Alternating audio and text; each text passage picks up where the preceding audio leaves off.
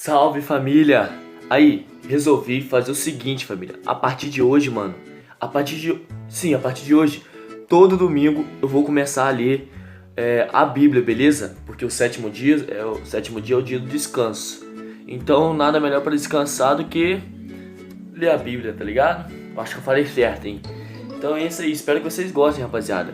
Eu vou deixar uma foto da página que eu estou lendo pra vocês aí saberem onde que eu estou, beleza? Caso vocês tiveram a Bíblia em casa, você pega e continua lendo de onde eu tô lendo, beleza? Então vou puxar um pouco pra cá. Assim eu acho que já tá bom. Vou deixar aqui no lado aqui pra vocês, beleza? E aqui em cima aqui, pra vocês ir lendo, mano. Eu acho que vai ficar certinho, mano. Rapaziada, desculpa falar, mano, aí eu tô meio meio ansioso, mas bora lá, bora lá. Comecei daquela forma, era pra mim ter começado lendo, pra dar uma aquecida na voz, pra ficar bom pra vocês, mas eu vou começar lendo aqui, vocês vão pegando pique, e é isso aí, rapaziada, espero que vocês tenham entendido. Bora lá, mano. Vamos começar aqui nos os dois livros de Macabeus. Bora lá, rapaziada. Os dois livros de Macabeus eram, originalmente, dois escritos distintos um do outro. Provém-lhes o nome do sobrenome dado a Judas, filho de Matatias, por ocasião da terrível derrota que infligiu aos inimigos. Esse sobrenome tornou-se hereditário em toda a sua família. Tô pegando pique, rapaziada, tô pegando pique. O primeiro livro dos Macabeus estende-se por um período de 40 anos, do ano de 175 até 175 até 185. Foi redigido na Palestina, no começo do século I, antes da nossa era. Em hebraico ou aramaico, tendo-se perdido esse texto primitivo, possuímos hoje apenas um texto grego, colocando-se o autor sob um ponto de vista religioso, salientando a predileção divina por Israel. A reação dos judeus que permaneceram fiéis contra o poder sírio que ocupavam seu território, e a sua luta contra o paganismo grego que ameaçava invadir a comunidade israelitas. Vamos lá, vamos lá. Aconteceu isso na época iniciada logo após a morte de Alexandre Magno, em 323. O seu império, por falta de um herdeiro de seu próprio sangue, foi dividido entre os seus generais, passando a Palestina, juntamente com a Síria, a ser dominada pelas dinastias dos Seleucos. Um dos seus sucessores, Antíoco Epifanes, de 175 a 163, esforçou-se por todos os meios para iniciar os judeus no espírito helênico. Eclodiu entre os judeus uma revolta denominada Macabaica, primeiro só de caráter religioso, e em seguida transformada numa guerra santa de independência, a qual se prolongou por um século sob a chefia dos descendentes dos Macabeus, terminando com uma verdadeira autonomia nacional. Ó. Foram os romanos, sob Pompeu, no ano 63 a.C., que reduziram definitivamente essa independência e sujeitaram os judeus. Dominados pela força, os judeus alimentavam implacável ódio contra os usurpadores de sua terra e viviam em perene expectativa de uma insurreição. Compreende-se que as esperanças messiânicas se foram tornando ainda mais generalizadas e vivas. O espírito judaico da época caracterizava-se por um misto de legalismo e nacionalismo. Semelhante era o ambiente por ocasião do aparecimento de Jesus Cristo. Nesse livro, salienta-se particularmente os sentimentos de fé, uma fé ardente, acompanhada de um sentido quase exagerado da infinidade de um único Deus, de uma inviolável fidelidade à lei, de um apego fanático à cidade santa de Jerusalém. Boa. O segundo livro dos Macabeus, muito diferente do primeiro quanto ao fundo e quanto à forma, narra alguns episódios da primeira parte da luta, descrita no livro precedente. A obra foi redigida em grego, mais ou menos no ano 100 a.C., por um judeu que cuidadosamente resumiu um escrito não inspirado composto por Jasão, de Cirene, no ano de 160. O escopo dessa obra é, antes de tudo, a edificação religiosa. Desse modo, temos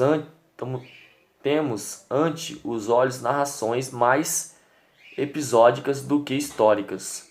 São-nos apresentados heróis e ações heróicas, que testemunham uma fé ardente e viva, que não arrefece nem mesmo perante o martírio.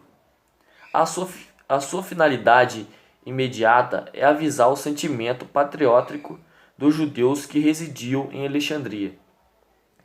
Acha-se nesse segundo livro dos Macabeus, vocês sabem Macabeus, o testemunho de uma crença até certo ponto nova nos ensinamentos religiosos dos judeus.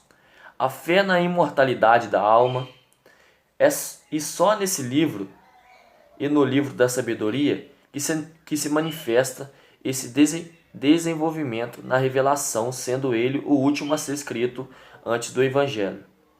A leitura dos livros de Macabeus apresenta menos riqueza em conteúdo religioso do que o resto dos livros históricos. Entretanto, algumas celebres passagens merecem toda a atenção. No primeiro livro são notáveis o retrato de Judas Macabeu, capítulo 3, a morte de Antíoco Epifanes, capítulo 6, a aliança com os romanos, capítulo 8, o governo de Simão, capítulo 14. No segundo livro, recomenda-se o Profácio, capítulo 2, o episódio de Heliódoro, capítulo 3, o martírio de Eleazar e dos 7 irmãos, capítulo 6 e 7. Rapaziada, o que vocês estão achando, mano? Deixa eu ver. Pera aí, ó. Tô pegando o jeito aqui. Vocês perceberam que depois de certo ponto, eu fui pegando mais o jeito aqui de pra entender os bagulhinhos aqui, mano. Tô entendendo, mano. Mano, é muito interessante a Bíblia, que tipo, é a história, tá ligado? Mas tipo, eu me sinto dentro, tá ligado? Sentir dentro do negócio. Principalmente quando eu fico lendo mais um tempo. Tipo, fico lendo mais uns 10 minutinhos, 5 minutinhos, por tempo assim. Parece que eu pego o jeito e começa a fazer mais sentido as coisas, mano. Bora ler os livros de Sapiências. É bem curtinho. Só pra dar aquele aqui pra vocês pegar o ritmo, beleza? Ó, não se esqueça, mano, caso vocês tenham a Bíblia aí, você aqui na página 99 da Bíblia da Ave Maria, livro de Sapiências. Jó, bora lá. O livro de Jó é uma composição literária estreitamente aparentada com o gênero dramático, cuja ação nos é apresentada numa introdução e numa conclusão em prosa que enquadram um longo poema dialogado. Ó, vem com orgulho, vai, cara. O autor, aliás desconhecido, situa sua composição no século V a.C., em lugares e em situações asaz imprecisas. O personagem de Jó era, para os antigos israelitas, uma figura tipo do justo sofredor. O assunto do poema é o problema do sofrimento. O assunto do poema é o problema do sofrimento. Problema do sofrimento. O assunto do poema é o problema do sofrimento, entendeu? Bora lá. 3 amigos, aos quais mais tarde se ajuntam um quarto. Sim, 3 amigos, que mais tarde tem mais um que se junta ao quarto. Apresentam-se a Jó para consolá-lo em suas desgraças. Inopinadamente, ele se vira privado de todos os seus bens e de todos seus próprios filhos, ao mesmo tempo que é atingido em sua própria saúde. Os amigos de Jó representam as ideias correntes em Israel. O sofrimento é um castigo, todo homem é pecador. Apenas, porém, com uma ideia nova, a da missão educativa e purificadora do sofrimento. O problema,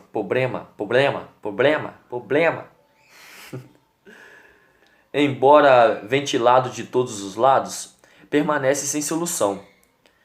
As piedosas e inofensivas consolações que os amigos propõem ao patriarca em seus sofrimentos, Jó responde com uma afirmação de sua inocência e com um apelo incessante a Deus, do qual sabe perfeitamente que procedem as suas provocações. Vou puxar pra cá. Pera aí, aqui. Então Deus mesmo entra em cena, responde a Jó, reconhecendo que ele é um justo, mas que não procedeu com bastante retidão, pretendendo perscrutar os desígnios de Deus, enviando provações aos homens. O Senhor é, ao mesmo tempo, justiça e bondade. Ao homem toca humilhar-se com paciência e esperança na sua presença, sem querer desvendar os planos misteriosos do Criador. Portanto, o problema do sofrimento não é resolvido totalmente. Cumpria ao homem esperar a satisfatória solução que lhe seria dada pela voluntária paixão e morte de Jesus Cristo. Só então é que a mente humana poderia descobrir o sentido divino e eterno do sofrimento e tirar dele não só a conformidade com os decretos divinos, mas ainda a verdadeira paz e as consolações celestiais. Este poema, composto num estilo totalmente oriental, estende-se longamente em discursos extenuantes. Entretanto, alguns capítulos podem ser enumerados entre as composições mais belas de toda a Bíblia. Tais são o prólogo, capítulo 1, 2, a primeira queixa de Jó, capítulo 3, as lamentações dos justos, vários capítulos, o apelo a Deus, capítulo 12 a 14, as obras de Deus e seu governo, capítulo 36 a 37, as palavras de Deus sobre as maravilhas da criação, capítulo 38 e 42.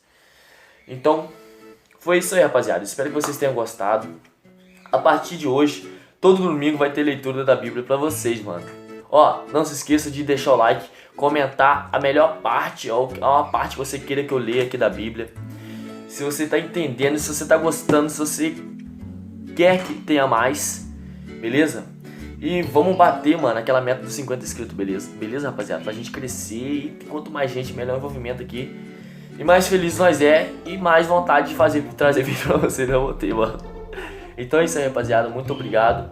É isso aí.